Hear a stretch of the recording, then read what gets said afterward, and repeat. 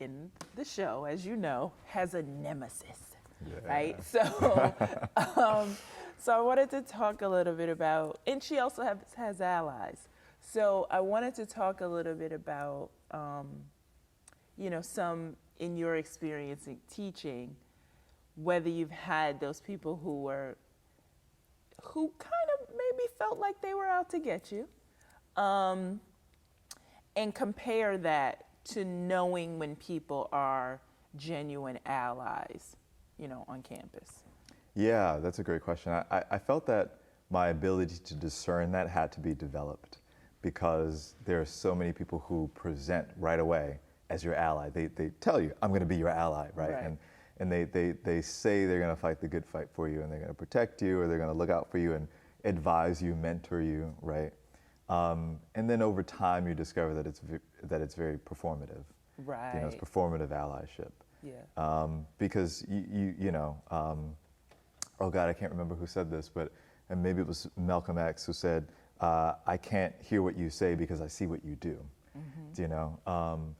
And it's like they're constantly shouting to the world, hey, look, I'm this person's ally, mm-hmm. right? So it's not just performative for you, but it's for other people to see how good of a person they are by paying lip service to being your ally versus the people who are genuinely there to do good by you. They want to help because maybe someone helped them when they were a junior faculty member, or because they just have that genuine interest because they're able to give, right? Good advice and mentorship because they've gone through the ranks, right? So it took me a while to discern that. I found myself right away in my first year of teaching in between two people who proclaimed to be my ally, but in fact they were arch nemesis, right? Okay. And so I found myself caught in between in the middle, an ally and a nemesis, in between these two worlds. And there was a tug of war because, because they were so combative, each was vying for my attention and praise, and they wanted me to pledge fealty to them, Mm-hmm. So that was challenging. And ultimately I discovered that maybe neither was really my ally, mm-hmm. Yeah. And that I needed to find mentorship. It was just about the optics of... It was the optics, absolutely. Yeah, because I helped this guy, kind of thing. Right. Because they want to be able to write it on the piece of paper, I mentored this person. Exactly. Yeah. Exactly. Yeah. You're right, though. It does, it's almost like a game, and you have to figure out who the players are and what their roles are and all of that. I do have to say, though, in my current university, I was pretty lucky when I arrived in that I had more genuine allies than not.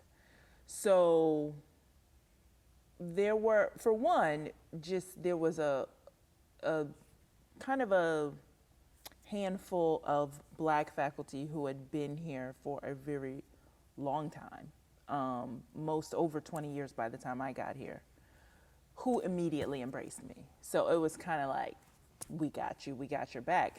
And a part of it, from what they told me, was that it had been so long since, a new, fresh face had been hired, so they really saw me as, okay, great, we got this, young, excited, ready to go faculty, so we really have to protect her. And that's what they did. And then there were some white allies too that were genuine. And again, I had to discern and figure that out because there were some folks who weren't genuine. But those who were really, really did have my back and were willing to kind of, if things were looking fishy as far as how I was being treated or what I was being assigned to, they would speak up.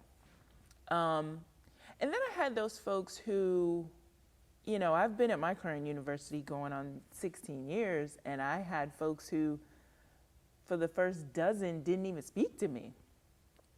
And it wasn't until I started getting placed in more leadership positions in more recent years that suddenly I've become worthy of. And I mean literally like speaking to, like not even saying anything to me in the hallway, to now like, hi Donnie, how are you? You know, I had to do a double take one day, coming down the hall with this woman who literally never said a word to me. And we had offices in the same hallway until a few years ago when I became faculty senate president. And we're, again, as always, coming towards each other in the hall where she never said a word. And this day she said, hi, Donnie. And I literally was like, Who is that? Where's that coming from? did she just utter a word to me? It was crazy. It was Wow. crazy. So I've had people like that I, you know, I knew from Jump Street where they stood. Yeah. I think yeah. because we present, or just genuinely are so positive, you know, because we're leading a class, we're trying to make a positive experience for students, that people don't realize how cutthroat academia can be. Oh, God, yeah. It's like Game of Thrones. Oh, it yeah. really is, you know? Yeah. Oh, yeah. And they're going to find that out with our show, though. Right. And even coming into it, like, I remember telling somebody, like, oh, you know, I prefer going into higher education over, like, corporate America, because corporate America's cutthroat. Not knowing Yep. how cutthroat. Yeah. And the thing that, what I've come to understand is that, and just in comparing, you know, higher ed versus private sector, or, you know, corporate world or whatever, that on the one hand with those, it tends to be more clear that this is, you know, this is a business decision. You didn't bring in enough financially, whatever, you're out of here. But what I found with higher education, from sitting on the committees that review people for tenure, is that when it comes to tenure, a lot of it is subjective. And a lot of it comes down to the question of whether or not people like you. Yep. Yeah. And that's just what Not it's your about. scholarship, not your research, not your teaching, but whether I want to sit in a room with you or even see you on campus for the rest of my career. Exactly. Whether I like you or whether you fit in our department. Yeah. There's always that word thrown around of fit. They use that word when I've been on plenty of hiring committees, all of that. You know, there's a national conversation about, you know, oh, there should be more diverse hiring at universities, there should be more Black faculty. I've been in those rooms with people saying, yeah, but I don't know if they're a good fit for our department. Code words. Yeah, coded language. Coded. Yeah. And Absolutely. so that question of whether or not somebody should be tenured, those same kind of things come up. That, you know, they haven't really socialized a whole lot with us. That always kills me because, and I've done it. I've gone to so many of these social functions as the only Black faculty in a department, and I'm the only Black faculty at the social function. And it can be, sometimes it can be funny, but it can also be exhausting because you're on the whole night, you have to be on it. You can't necessarily just be comfortable and just be yourself. You're on. It's almost like you're on display even. I've had people, you know, they come and like just ask you dumb questions. Let me ask something Black to this person. Oh, do you watch The Cosby Show? Like, it's just dumb stuff. Yeah. You know, because since you're the only one there, they're figuring out a way to relate to you. And some might argue, well, they're just trying to relate. They're trying to be nice. But it's exhausting because that whole night you've got to just be like, you know, you can't just relax. You can't just be who you are the way you can when you're with, you know, your own cultural group, where you just be like, chill, say whatever you want, you know. Yeah. So it's different. But if you don't socialize enough when it comes to, you know, higher education, oh, well, you know, they never come not to. A good fit. Exactly. We have a potluck once a month and she never comes. And it's like, maybe I just don't feel like, you know. being on all night long. Right. You know? Yeah. And I'm lucky now. I've gotten to the stage now, and I'm married, and my husband is a very gregarious social person. So there were times where it's like, okay, babe, we got to go to this social, and I'm really not feeling like being on tonight, so I'm going to need you to be on, and he's great with that. He'll go in, exactly, and he can work the room and play the game and laugh at all the jokes, and, he can do that, so. Yeah. But it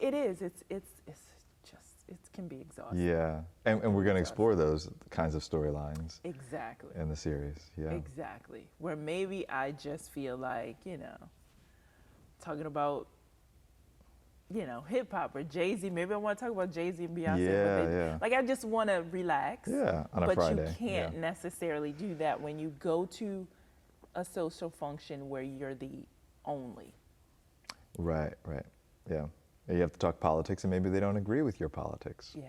You have to find the fine line between the truth and making it clear that you're abreast on what's going on in the world. Exactly. Yeah. I was at that first teaching position that I told you about. I was in that position when the OJ verdict came down. Wow. I didn't even want to go to work because I was just like, oh my God. Yeah. White people are really mad right now. They're really mad about that verdict. Yeah. And now I got to go to work and have them ask me, what do you think about, I was just like, oh, can I just go around the block to get into my office without seeing anybody? I always tell people, I tell students, I understand life happens, and if you need to not be there, that's fine. But I have only ever missed one day of work. I've only ever called out of teaching once, and that was the Wednesday after Trump was elected. There you go. I couldn't bring myself to teach. Yeah. I couldn't. Yeah. I wasn't in the right mental space, and who could I share that with? Exactly. Luckily, I wasn't teaching that Wednesday, but that Thursday, I was just, I just wore all black. That's all. I was just like, I'll just do that. It's a somber day. But and you do. Those kinds of things that are going on in our society it's a lot. Mm-hmm. Racial unrest and all that. And then you have to go to work and be the only one in certain settings. Mm-hmm. And also create a space for students to articulate and express and process what they think about it and feel about it. Yeah. This is a show you'd want to see. Support us by following, liking, and subscribing to Teaching While Black TV. Because Black content matters.